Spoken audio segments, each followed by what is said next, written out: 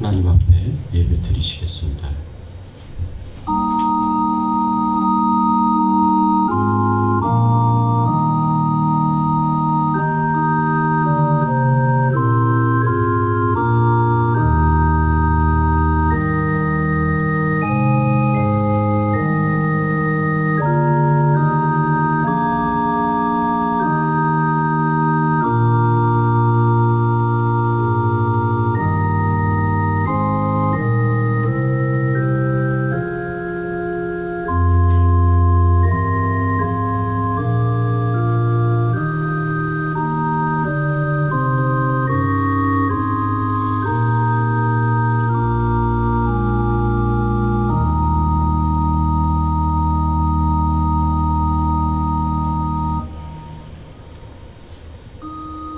여호와의 산에 오를 자가 누구며 그의 거룩한 곳에 설 자가 누구인가? 곧 손이 깨끗하며 마음이 청결하며 뜻을 허탄한 데에 두지 아니하며 거짓 맹세하지 아니하는 자로다. 그는 여호와께 복을 받고 구원의 하나님께 의를 얻으리니 이는 여호와를 찾는 족속이요 야곱의 하나님의 얼굴을 구하는 자로다. 하나님 아버지 감사합니다. 하나님 앞에 나와 찬송과 경배와 영광을 돌리게 하시니 감사를 드립니다. 하나님을 찬양하며 경배드리는 이 예배 가운데 하나님께서 임재하여 주셔서 하나님만 영광을 받아주시고 우리 주 예수 그리스도께서 존귀하게 되시는 귀한 예배가 될 수 있도록 처음부터 끝까지 인도하여 주시옵소서. 하나님 감사드립니다. 저희들의 심령에 하늘의 은혜와 축복으로 부어주시고 성령으로 충만케 하시며 하나님의 은총과 사랑으로 풍성하여 줄 수 있도록 하나님께서 인도해 주시기를 간절히 바라옵고 소원하오며 우리의 왕 되시고 주인 되신 예수 그리스도의 이름으로 기도드리옵나이다. 아멘. 전능하사 천지를 만드신 하나님 아버지를 내가 믿사오며 그 외아들 우리 주 예수 그리스도를 믿사오니 이는 성령으로 잉태하사 동정녀 마리아에게 나으시고 본디오 빌라도에게 고난을 받으사 십자가에 못 박혀 죽으시며 장사한 지 사흘 만에 죽은 자 가운데서 다시 살아나시고 하늘에 오르사 전능하신 하나님 우편에 앉아 계시다가 저리로서 산 자와 죽은 자를 심판하러 오시리라. 성령을 믿사오며 거룩한 공회와 성도가 서로 교통하는 것과 죄를 사하여 주시는 것과 몸이 다시 사는 것과 영원히 사는 것을 믿사옵나이다. 아멘. 하나님 겸손하게 말씀 앞에 나아갑니다. 말씀을 통해서 위로해 주시고 격려해 주시고 용기를 주시고 또 힘을 더하여 주시기를 소원합니다. 또 책망하여 주시고 도전하여 주셔서 주의 말씀대로 온전히 순종하며 살아갈 수 있는 저희들이 될 수 있도록 은혜를 베풀어 주시옵소서. 감사드리옵고 예수 그리스도의 이름으로 기도드리옵나이다. 아멘.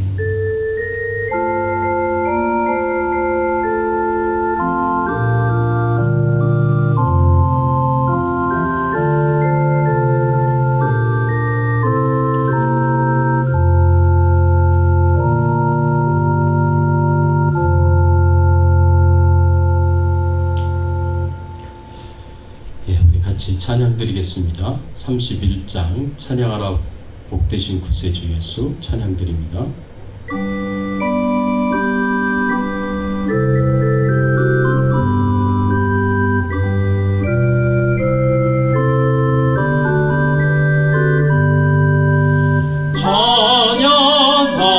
찬양하라 복되신 구세주 예수 백성들아 사랑을 전하세 경배하라 하늘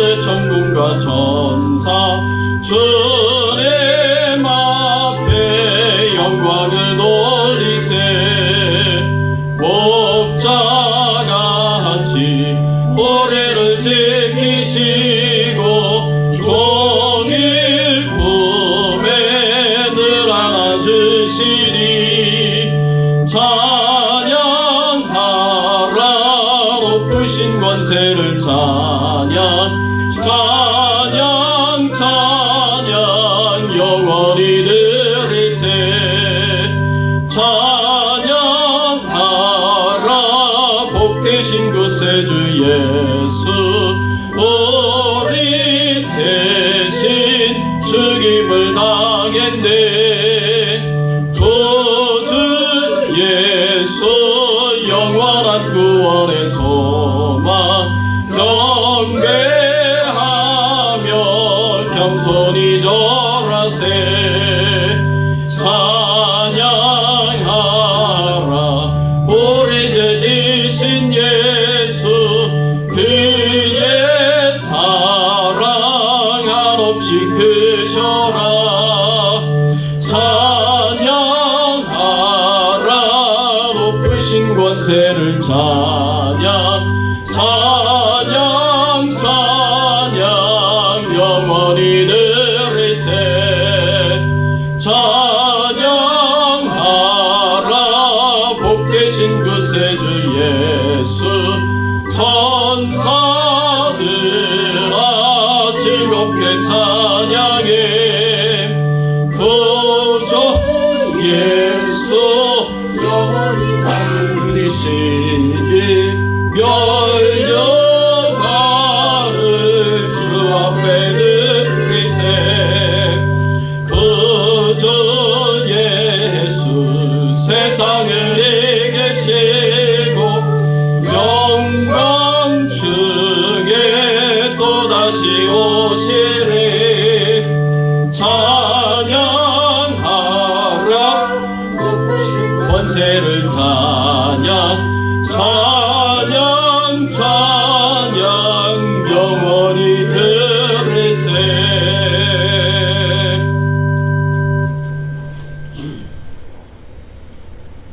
우리 같이 함께 은혜 나눌 말씀은 로마서 12장 1절에서 2절까지의 말씀입니다.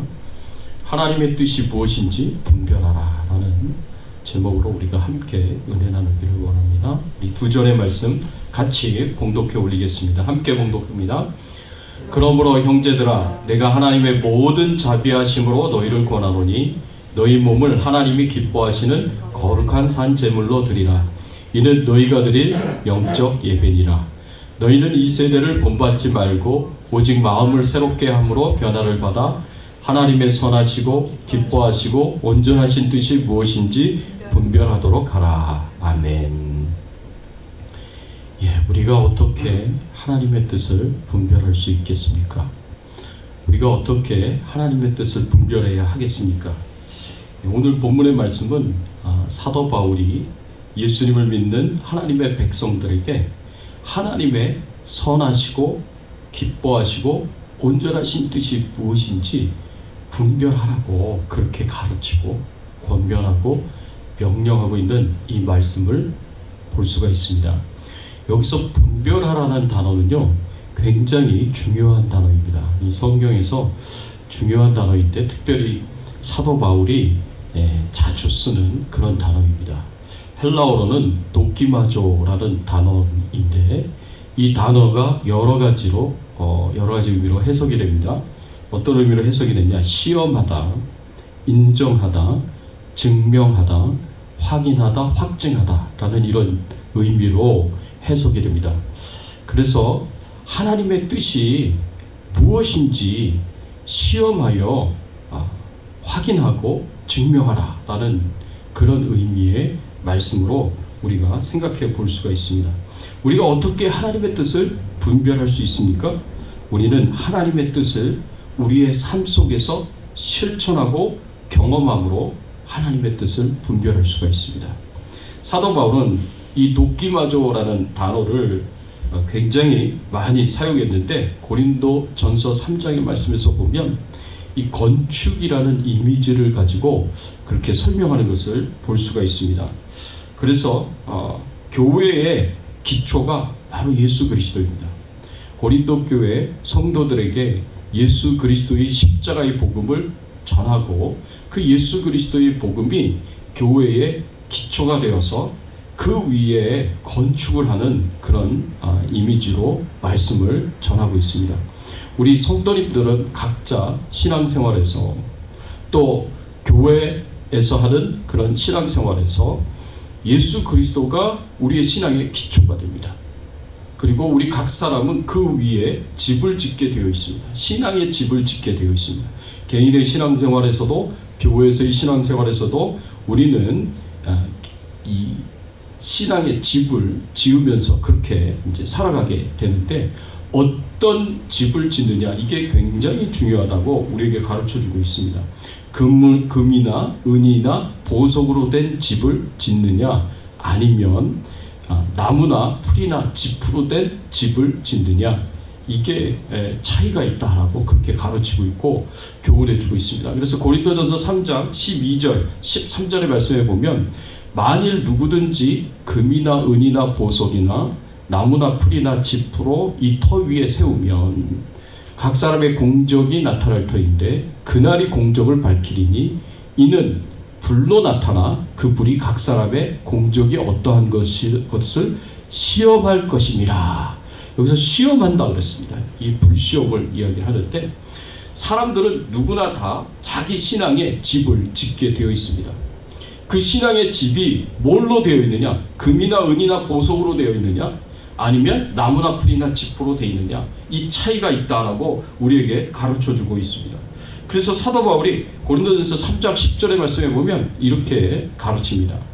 내게 주신 하나님의 은혜를 따라 내가 지혜로운 건축자와 같이 터를 닦아두매 다른 이가 그 위에 세우나 그러나 각각 어떻게 그 위에 세울까 조심할지니라.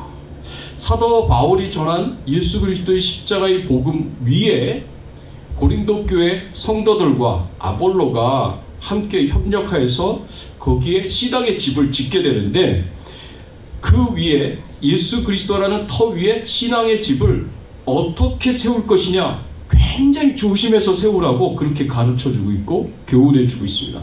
그냥 막 세우는 게 아니라는 거죠. 신앙의 집을 잘 세워야 되는데 특별히 조심해서 세우라는 겁니다. 왜냐하면 잘못 세우면 이게 무너지기 쉬운 그런 집이 될 것이고, 잘못 세우면 하나님이 주시는 이 불시험을 통과하지 못하는 집이 될 것이다 라고 이 말씀에서 우리에게 가르쳐 주고 있습니다. 여러분, 앞에서 말하는 금이나 은이나 보석은요, 영원한 것입니다. 이것은 영원한 것을 상징합니다. 견고하고 영원한 것을 상징하는데, 하나님의 말씀을 따라서 하나님의 지혜를 따라서 순종하며 살아가는 삶으로 짓는 집이 금이나 은이나 보석이다 라고, 이렇게 보석으로 지은 집이다 라고 우리가 생각할 수가 있습니다.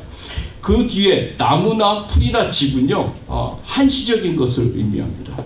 한시적인 것이고, 그리고 임시적인 것이고, 약하고 한계가 있는 것을 의미합니다. 그래서 이것은 뭘 상징하느냐면, 하나님의 말씀과 지혜를 따라서 순종하는 삶으로 짓는 집이 아니라, 이것은 세상적인 가치관을 가지고, 세속적인 가치관을 가지고, 인생관을 가지고, 세계관을 가지고 내 마음대로, 내 뜻대로, 내 욕심을 따라서 내가 편안한 대로, 내가 안락한 대로 신앙의 집을 짓는 것이 바로 나무나 풀이나 짚으로 지은 것이다 라고 우리가 이야기할 수가 있습니다. 그래서 고린도전서 3장 13절의 말씀에 보면 이렇게 표현했습니다. 각 사람의 공적이 나타날 터인데 그날이 공적을 밝히리니 라고 이렇게 말씀을 하고 있습니다. 그날이 공적을 밝히게 될 것이다. 이 그날이 언제입니까? 하나님의 심판대 앞에 서는 날을 가리킵니다. 우리 모든 사람들이 하나님의 심판대 앞에 서게 될 터인데, 그때 각 사람은 내가 어떻게 신앙의 집을 져드냐, 믿음의 집을 져드냐, 그것을 시험받게 될 것이다. 어떻게 시험을 받게 되느냐? 불을 통과함으로 불시험을 받게 될 것이다 라고 이렇게 말씀을 하고 있습니다. 그래서 불을 통과해서, 이 불시험을 잘 통과해서 살아남은 집이 있다면, 금이나 은이나 보석으로 만든 집이 있다면, 그러면 하나님 앞에 큰 상급을 받게 될 것이고, 나무나 풀이나 짚으로 집을 지어서 이 불시험을 통과할 때 다 타버려서 남는 것이 하나도 없이 쟤만 남게 된다면, 이것은 하나님 앞에 부끄러운 구원을 받게 될 것이다. 상급이 없는 참 부끄러운 구원을 받게 받게 될 것이다 라고 이 말씀에서 우리에게 가르쳐주고 있고 교훈해 주고 있습니다. 그래서 고린도전서 3장 14절과 15절의 말씀에 뭐라고 표현했습니까? 만일, 함께 한번 읽어보겠습니다. 함께 읽겠습니다. 만일 누구든지 그 위에 세운 공적이 그대로 있으면 상을 받고 누구든지 그 공적이 불타면 해를 받으리니 그러나 자신은 구원을 받되 불 가운데서 받은 것 같으리라. 그 세운 공적, 우리가 세운 믿음의 집, 신앙의 집이 불시험을 통과할 때 그대로 있으면 상을 받을 것이다. 금이나 은이나 보석으로 지은 집이면 상을 받게 될 것이고, 그 공적이 불타서 완전히 다 죄가 돼버리면 구원을 받기는 하지만 상급이 없는 이 부끄러운 구원을 받게 될 것이다 라고 여기서 말씀을 하고 있습니다. 그래서 마태복음 16장 27절 말씀에 보면 인자가 아버지의 영광으로 그 천사들과 함께 오리니 그때에 각 사람의 행한 대로 갚으리라. 마지막 때에 하나님께서 각 사람의 행한 대로 갚으실 것이라고 예수님께서 말씀하셨습니다. 요한계시록 22장 12절에도 말씀해 보면 보라 내가 속히 오리니 내가 줄 상이 내게 있어 각 사람에게 그의 일한 대로 갚아주리라. 예수님께서 마지막 때 이 세상에 재림하실 때 각 사람이 그 일한 대로 그 상을 갚아주시겠다라고 말씀하고 있는 것을 볼 수가 있습니다. 그래서 우리가 마지막 때 하나님이 우리의 신앙의 집을 불시험으로 통과하게 될 터인데 그 불시험을 잘 통과한 금이나 은이나 보석으로 된 집을 꼭 지어야 되는데 그렇지 못하게 되면 부끄러운 구원을 받게 될 것이다 라는 것을 이 말씀에서 우리에게 가르쳐 주고 있습니다. 그래서 마지막 때의 이 불시험이 내가 살아온 신앙의 삶, 내가 살아온 삶을 시험하게 될 것입니다. 그리고 내가 어떤 사람인지를 확인하고 증명하게 될 것입니다. 내가 살아온 그 신앙의 삶이 하나님의 말씀대로 하나님의 뜻대로 겸손히 순종하며 하나님을 사랑하고 하나님을 섬기며 그렇게 살아온 삶인지 시험하여 확인하고 증명하여 보여줄 것이고, 그렇지 않은 그냥 내 생각대로 내 욕심대로 내 뜻대로 세속적인 가치관과 세계관을 가지고 내가 살아온 삶인지를 시험하여 확인을 하고 증명하게 될 것이다 라고 그렇게 말씀을 하고 있는 것입니다. 이렇게 시험하여 확인하고 증명하는 것이 바로 돕기마저 분별하다라는 그런 단어의 의미입니다. 그래서 하나님이 우리의 믿음을, 우리의 신앙을 시험하여서 확인하고 증명하듯이 우리가 하나님의 뜻을 분별해야 한다는 것은 우리가 하나님의 뜻을 우리의 삶 속에서 시험하고 그리고 확인하고 증명하는 삶을 살아가야 된다라는 것을 우리에게 가르쳐주고 있고 교훈해주고 있습니다. 우리가 이렇게 하나님의 뜻을 분별해야 되는 이유는 하나님의 뜻이 정확하게 무엇인지를 알고 발견하고 깨닫고 그 하나님의 뜻대로 순종하면서 살아가기 위해서입니다. 하나님의 뜻을 따라서 살아가기 위해서 우리가 이런 분별들이 필요하다는 거죠. 그래서 하나님의 뜻을 온전히 이해하고 온전히 순종하기 위해서 분별하는 이런 과정들이 필요한데, 하나님의 말씀을 그냥 있는 그대로 아무 의심 없이 믿음으로 받아들이는 것도 중요합니다. 그렇게 신앙생활을 잘 하시는 것도 좋습니다. 하나님의 뜻을 하나님의 말씀으로부터 이해하고 깨닫고 그것을 지식적으로 받아들이는 것도 중요합니다. 이런 과정들이 반드시 있어야 됩니다. 그런데 지식적으로만 받아들이면 안 된다는 것이죠. 그것을 어떻게 해야 된다고요? 우리의 삶 속에서 실천하면서 우리가 경험하고 체험하면서 살아가야 하는 그런 과정들이 있어야 됩니다. 그래서 우리가 하나님의 말씀이 정말 이 말씀이 선한 진리이고 하나님께서 기뻐 받으실 만한 그리고 만족스러울 만한 진리이고, 그리고 이 말씀이 우리에게 축복을 주는 완벽한 완전한 진리다라는 것을 우리가 우리 삶 속에서 그것을 체험하고 경험하면서 확인하게 되는 거예요. 그리고 확신하게 되는 거고, 그리고 그것을 증명하게 되는 겁니다. 그런 과정들이 우리에게 있어야 된다는 거죠. 이런 체험적으로 하나님의 말씀을 분별하는 것이 우리에게 참 중요합니다. D.L. 무디, 우리가 잘 알고 있는 D.L. 무디가 이런 삶을 살았습니다. 어떤 사람이 D.L. 무디가 집회를 하고 있을 때, 이제 집회 끝나고 나서 어떤 사람이 D.L. 무디를 되게 존경하는 사람이고 D.L. 무디를 굉장히 이렇게 사랑하는 사람이었어요. 그래서 그 사람이 D.L. 무디 목사님한테 와가지고, 목사님, 제가 목사님 성경책을 좀 볼 수 있습니까? 그래가지고 그 사람이 그 성경책을 보는데, 거기에 보니까 말씀마다 막 색연필로 그렇게 이렇게 칠해져 있고, 그리고 거기에 목사님의 묵상들을 거기에 빼곡하게 성경책에 기록하고 있는 그런 성경책을 보게 된 거예요. 그래서 너무 감격적인 거죠. 이렇게 존경하는 목사님의 성경책을 이렇게 봤을 때 색연필로 이렇게 그 구절들마다, 중요한 구절들마다 색칠을 해놓으시고, 그 양옆에다가 밑에다가 위에다가 그 묵상들을 다 기록해놓고, 이제 그걸 보면서 감명을 받고 있는데, 이렇게 보니까 이렇게 곳곳에다가 그 구절들 옆에 T.P라고 이렇게 써놓은 거예요. T.P라고. 그래서 이게 무슨 의미인지 몰라가지고, 이게 왜 여기다가 T 포인트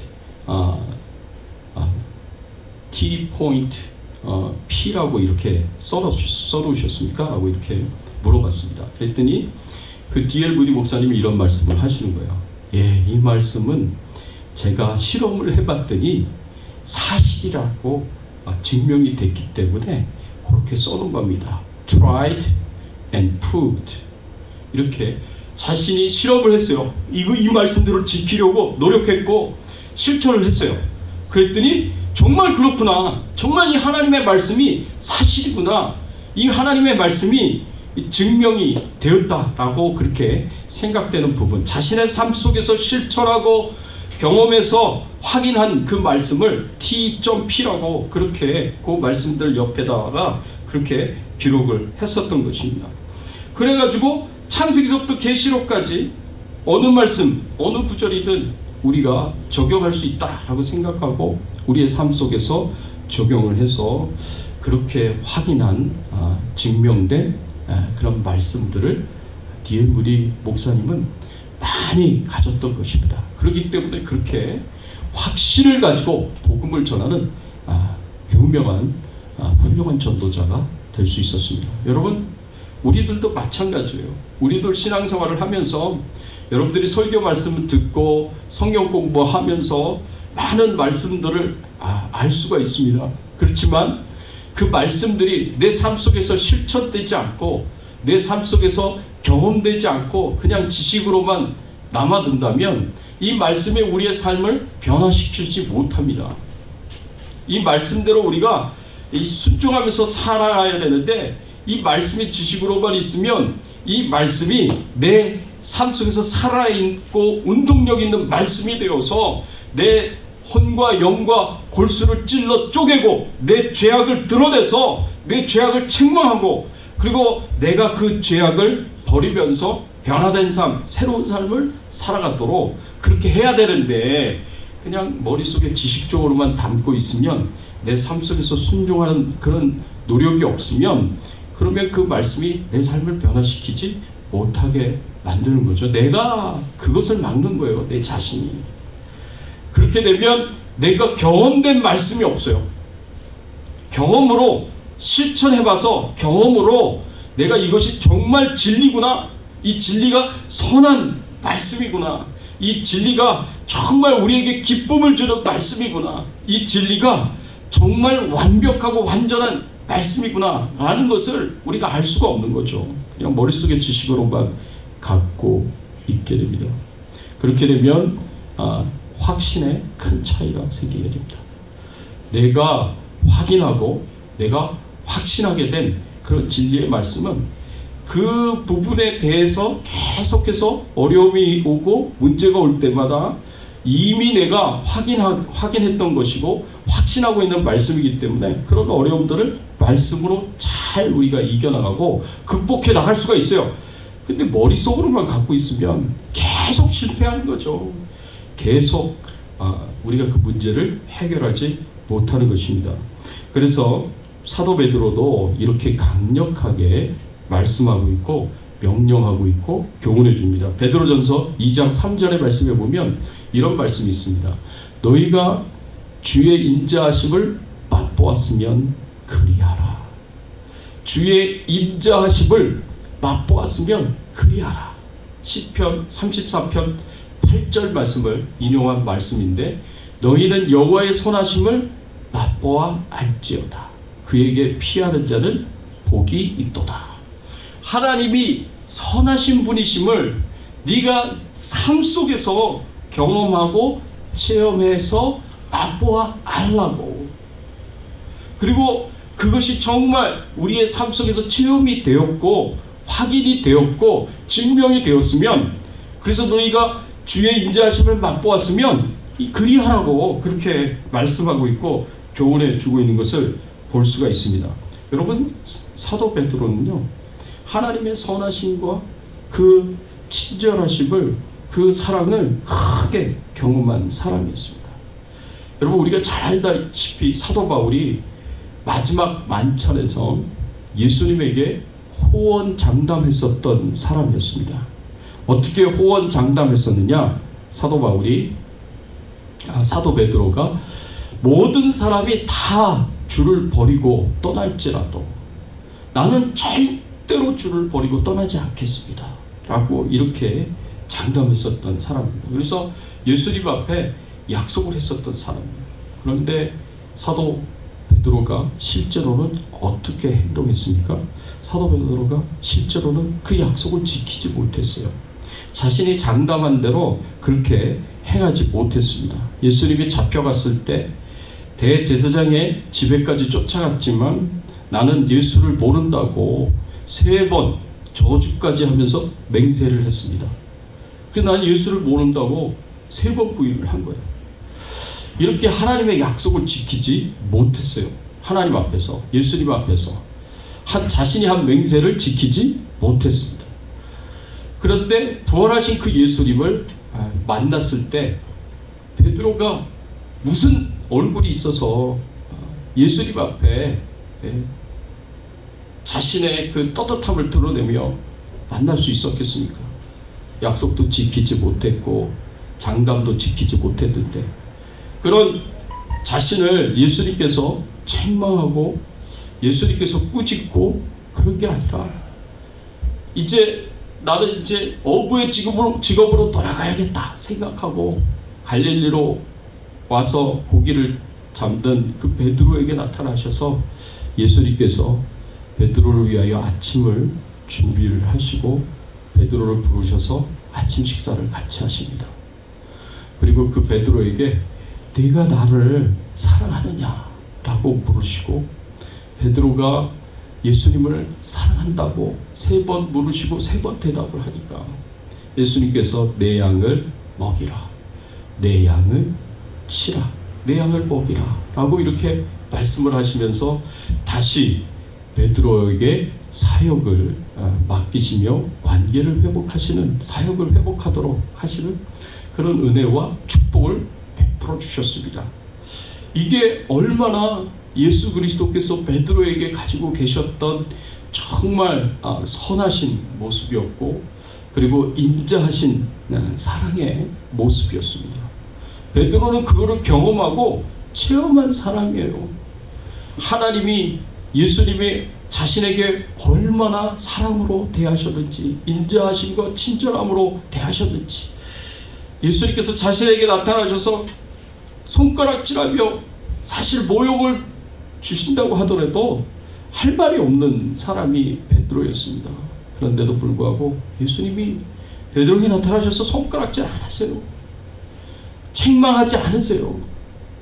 오히려 이 베드로에게 사랑의 마음으로 이렇게 다가가셔서 친절하게 대하여 주십니다. 그래서 관계를 회복시켜 주시고 그래서 사역을 회복시켜 주시는 그런 경험을 하고 난 뒤에 사도 베드로가 이제 뭐라고 이야기를 하느냐, 그 예수님의 그 주님의 인자하심을 맛보았으며 너희가 이렇게 살아가야 된다라고 말씀하면서 가르쳐준 그 말씀이 뭐였느냐, 베드로전서 2장 2절 말씀에 보면 이렇게 가르쳤습니다.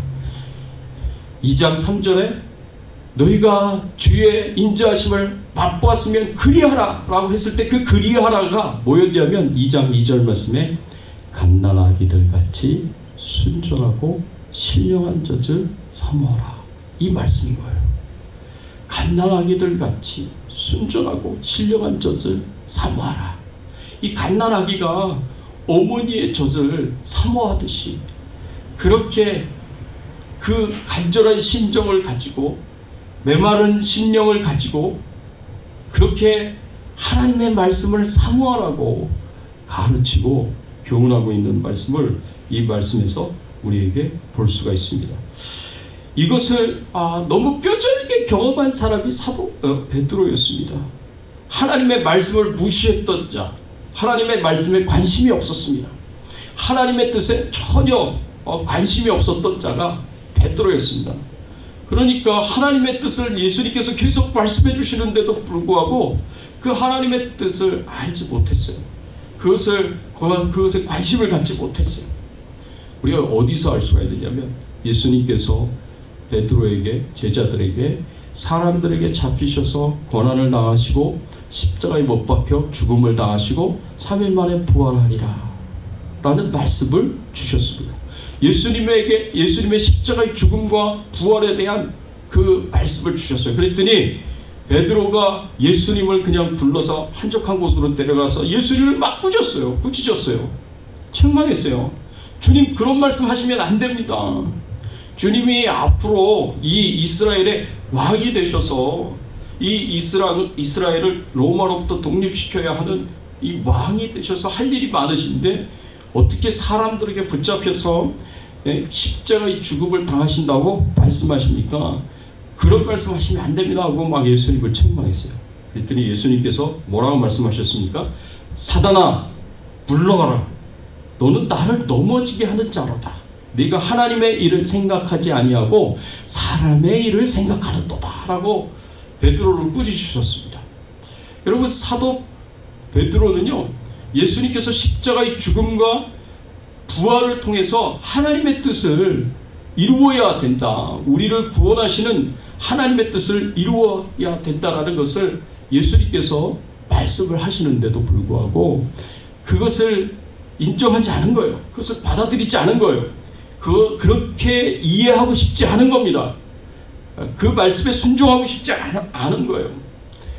이 사도 베드로의 마음속에는 자신이 예수님이 이스라엘의 왕이 되었을 때 그 좌우편에 앉는 한 자리를 해볼 생각밖에 없었어요. 자기 욕심에 이끌려서 자기 욕심을 따라서 행하고 살아갈 생각밖에 없었던 거예요. 그러니까 하나님의 뜻을 이야기하는데도 불구하고 베드로가 그것을 이해하지 못합니다. 받아들이지 못합니다. 그러니까 인생에 있어서 정말 가장 큰 실수를 하게 됩니다.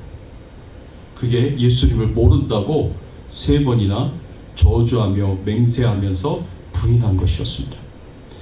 그래서 자신이 하나님의 뜻보다는 자신의 욕심을 더 앞세우고 자신의 뜻대로 행하려고 했었던 그런 이제 모습을 생각하면서 하나님의 뜻을 더 중요하게 생각했어야 되는데, 하나님의 말씀을 더 중요하게 생각했어야 되는데 그렇지 못한 자신이 아닙니까? 실패한 자기 자신을 생각하면서 성도들에게는 갓난 아기들 같이 순전하고 신령한 젖을 사모하라고.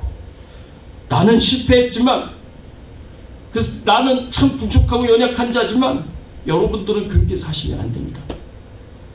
정말 하나님의 말씀을, 하나님의 뜻을 사모하면서 하나님의 뜻대로 순종하면서 살아가도록 애를 쓰시고 노력하셔야 됩니다 라고 그렇게 가르쳐주고 교훈해 주고 있습니다.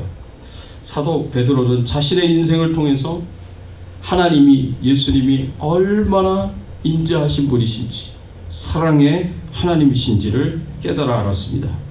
그리고 하나님의 말씀이, 하나님의 뜻이 얼마나 선하고 완전한지를 자신의 실패를 통해서 깨달아 알게 됐습니다. 자신의 경험을 통해서 시험해보고 그리고 확신하게 되고 증명된 그 진리를 사모하면서 살아가라고 그렇게 성도들에게 가르치는 자가 되었습니다. 여러분, 우리가 우리의 삶에서 이렇게 하나님의 뜻을 실패를 통해서든 성공을 통해서든 깨닫게 되고 경험하게 된 그 진리를 우리가 확실하며 증명된 그 진리를 붙잡고 계속해서 믿음으로 순종하면서 사는 것이 굉장히 중요합니다. 저도 실패가 있었습니다. 제가 미국에 와서 참 제일 힘들고 어려운 때를 보냈었는데, 한 번 학교 등록금이 없어서 참 굉장히 마음에 불안하고 참 두려웠었던 적이 있었습니다. 학교 공부가 거의 끝나갈 무렵인데 등록금이 없는 거예요. 그래서 방학 동안에 열심히 일을 해서 돈을 모았지만 이제 턱없이 부족하니까 마음이 불안한 마음이 들었어요. 걱정도 되고 염려가 됐습니다. 하나님 앞에 나아가 기도했는데 이 불안한 마음이 해결이 안 되는 거예요. 왜냐하면 등록금이 없으면 학교에 등록을 못하게 되고, 학교에 등록을 못하게 되면 유학생 신분인 I-20 신분을 유지하지 못하게 되고, 그걸 유지하지 못하게 되면 한국으로 돌아가야 되는 상황이거든요. 그래서 공부를 마치지 못하고 한국으로 돌아가야 되는 그런 상황이 되니까 걱정이 됐죠. 많이 염려가 됐죠. 그래가지고 아무래도 안 되겠다. 이 장학금을 주는 그 프로그램 신청을 해야겠다. 그래가지고 장학금 담당자에게 찾아가서 제 사정 얘기를 하고 장학금을 받았으면 좋겠다고 그렇게 요청을 했어요. 근데 미국은 참 좋은 나라잖아요. 그래서 장학금이 참 많은 나라인데 그렇게 해서 요청을 했는데 그 담당자가 그런 말을 하는 거예요. 미안하다고 장학금을 줄 수 있는 모든 펀드가 다 지금은 사용을 했다고, 더 이상 펀드가 없다고 그렇게 이야기를 하는 거예요. 그래서 제가 굉장히 실망을 했어요. 네, 낙심을 했습니다. 근데 그 말을 들으면서 제가 실망하고 낙심하니까 그 사람이 참 불쌍하게 생각했는지 저를 위로하더라고요. 저를 위로하는데 영어로 이렇게 위로를 했어요. You don't have to worry about this. God has many ways to help you. 라고 이렇게 대답을 했습니다. 저에게 그렇게 말을 해줬어요. 이게 무슨 말이냐면 너무 걱정하지 말라는 말입니다. 하나님께서 너를 도와줄 많은 방법을 갖고 계시다. 저한테 그렇게 이야기를 해주는 거예요. 근데 제가 그때 완전 뒤통수를 맞았어요. 진짜. 그렇지. 하나님은 나를 도와주실 수 있는 수많은 방법을 가지고 계시는 분이지. 근데 내가 왜 걱정했을까? 내가 왜 염려했을까? 내가 기도하고도 하나님께 도와달라고 그렇게 기도하고도 걱정하고 염려하고 불안해하고 두려워하는 이유가 뭐였을까? 생각을 하면서 참 마음이 제가 아팠어요. 제가 내 믿음이 이것밖에 안 되는 거였구나. 되게 좀 안타까웠습니다. 근데 저에게 그렇게 말씀해 주신 분은 집사님이었어요. 그분 성함이 데니스 레인이에요. 아니 데니스 레인이 아니라 그분 성함이 죄송합니다. 제가 알고 있었는데 갑자기 생각이 안 나네. 네, 그분 어쨌든 뭐 그분이 집사님이셨어요. 그때 그 집사님이셨는데 그 집사님이 저한테 그렇게 권고해 주신 그 말씀이 저는 이제 굉장히 마음이 굉장히 아팠습니다. 그래서 그분이 저한테 주셨던 맞습니다. 데니스 레인 집사님 왔는데 이분이 해줬던 그 말을 통해서 제가 생각을 해봤습니다.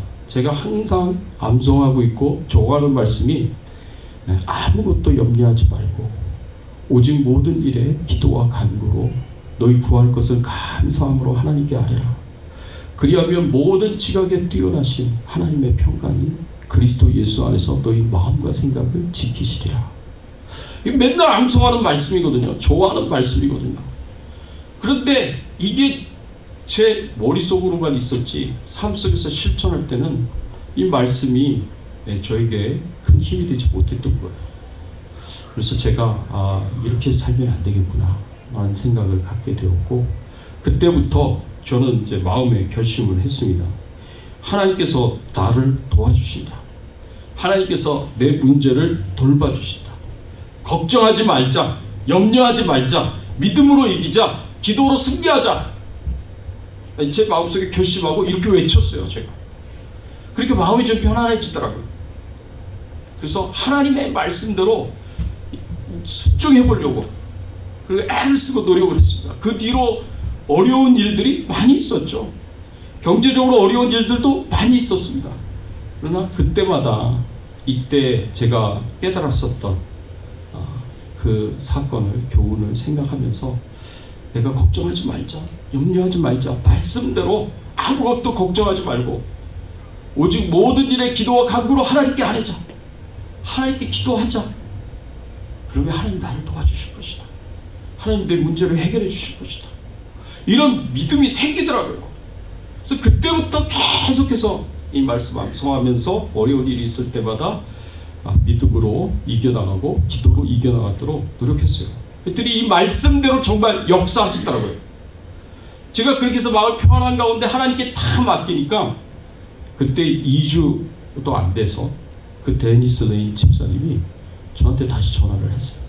그래가지고 다른 곳에서 펀드가 생겨서 등록금을 내줄 테니까 걱정하지 말고 이번 학기 잘 다니라고 저한테 그렇게 전화를 해주시더라고요. 할렐루야 하면서 너무너무 좋아했습니다. 사랑하는 성도 여러분, 오늘 사도 바울이 우리에게 한 권면의 말씀, 명령의 말씀 마음속에 새길 수 있었으면 좋겠습니다. 하나님의 뜻이 무엇인지를 우리가 분별하여 알고 그 하나님의 뜻대로 순종하며 살았으면 좋겠습니다. 매일매일 우리의 삶 속에서 하나님의 말씀을 묵상하고 묵상한 그 말씀이 내 삶 속에서 실천이 되어서 정말 하나님의 말씀대로 순종하는 삶이 축복된 삶이고 하나님의 뜻대로 순종하는 삶이 정말 지극히 선하고 그리고 온전한 삶이다라는 것을 경험하고 체험하시면서, 그래서 하나님의 말씀을 시험하고 확인하고 그리고 증명된 그 말씀 붙잡고 경험되고 체험된 그 말씀 붙잡고 믿음으로 힘있게 승리하면서 살아갈 수 있는 저와 여러분들의 신앙의 삶이 되시기를 예수 그리스도의 이름으로 축원합니다. 같이 한번 오늘 말씀 생각하시면서 기도하겠습니다. 그렇습니다. 하나님, 우리가 하나님의 뜻을 분별하면서 살아가야 되는데 어떻게 하나님의 뜻을 분별하겠습니까? 우리의 삶 속에서 실천하며 경험하면서 체험하면서 그래서 확인이 되고 증명된 그 하나님의 뜻을 우리가 붙잡으면서 의지하면서 순종하면서 살아갈 수 있는 저희들 신앙이 되게 해달라고 간절하게 소원하면서 우리 같이 한번 통성으로 하나님 앞에 기도하겠습니다. 하나님 아버지 감사합니다. 오늘 말씀을 통하여서 가르쳐 주시고 교훈하여 주시니 감사를 드립니다. 하나님, 그렇습니다. 하나님, 우리가 정말 하나님의 뜻을 분별하여 행하면서 살기를 소원합니다. 하나님의 뜻이 무엇인지를 알고 지식적으로 하는 것에 그치는 것이 아니라 그것을 우리의 삶 속에서 실천하고 순종하고 믿음으로 따라가면서 그 하나님의 말씀이 사실임을, 진리임을, 그 하나님의 말씀이 얼마나 선하고 그 하나님의 뜻이 얼마나 인자하고 그 하나님의 뜻이 얼마나 완전한 진리인지를 하나님 우리가 경험하고 체험하면서 살게 하여 주시옵소서. 그렇게 확인된 진리의 말씀, 경험된 진리의 말씀 붙잡고 어떤 어려움이 오더라도 확신을 가지고 우리가 말씀대로 하나님의 뜻대로 순종하며 살아갈 수 있는 저희들의 신앙의 삶이 되도록 은혜를 베풀어 주시옵소서. 감사합니다. 감사합니다. 하나님 아버지 감사합니다. 오늘 말씀을 통해서 저희들에게 가르쳐 주시고 교훈해 주신 것 너무너무 감사를 드립니다. 그렇습니다. 하나님께서 우리의 믿음을, 우리의 삶을 분별하셔서 시험하시고 확인하시고 증명하듯이 우리가 하나님의 뜻을 이렇게 우리 삶 속에서 확인하고 증명된 그 말씀을 우리가 붙잡고 의지하면서 살아갈 수 있도록 하나님 도와 주시옵소서. 그래서 그 말씀이 우리의 삶에서 살아 역사 움직이는 놀라운 축복들을, 놀라운 역사들을 경험하면서 체험하면서 살게 하여 주시고, 그래서 이 세상의 그 타락한 문화와 전통들과 타락한 사상들과 이 세속적이고 부패한 그 모든 것들과 영적으로 싸워서 이기게 하여 주시고 승리하게 하여 주시옵시고, 그래서 매일매일의 삶이 하나님 앞에 거룩한 사한 제물로 드려질 수 있는 저희들의 신앙의 삶이 될 수 있도록 은혜를 베풀어 주시옵소서. 감사드리옵고 예수 그리스도의 이름으로 기도드리옵나이다. 아멘. 네, 할렐루야. 앞뒤에 좌우에 계신 분들과 인사를 나누겠습니다. 잘 오셨습니다. 반갑습니다 하고 인사를 나누겠습니다. 잘 오셨습니다. 반갑습니다. 네, 매주 보내드리는 큐티 영상 잘 들으시고요. 성경 공부 많이 참여해 주시면 감사하겠습니다. 우리 같이 찬양 드리겠습니다. 204장 주의 말씀 듣고서 우리 찬양 드립니다.